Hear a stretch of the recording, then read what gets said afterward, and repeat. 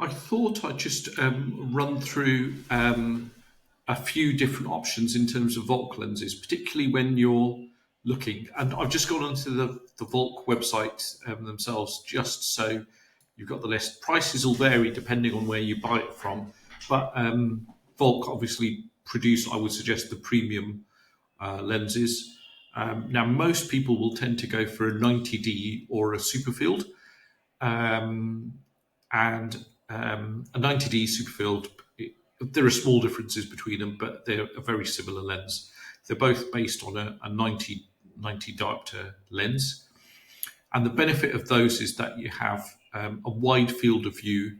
And a wide field of view means that you've got lower levels of magnification.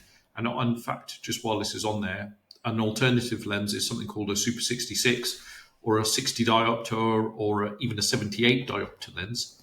And those lenses have higher magnification, but then a lower field of view.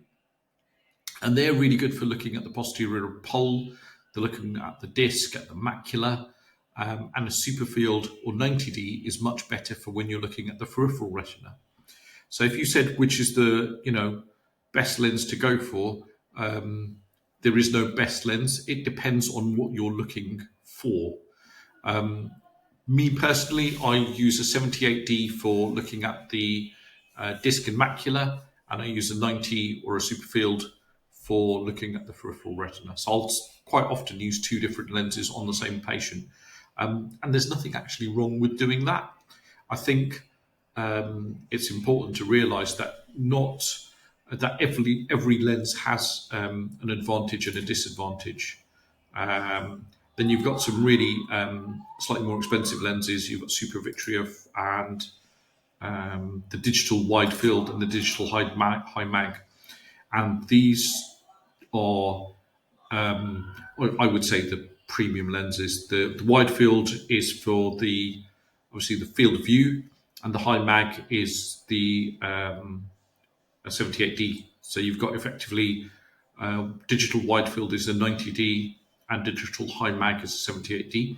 But don't be confused into thinking a digital high mag 78D is the same as a 78D lens. They're not the same thing. The optics are different, and you get significantly better images with the digital lens series, hence the price difference. So a digital high mag is 478, and the standard 78 is 350, and the wide field is 478,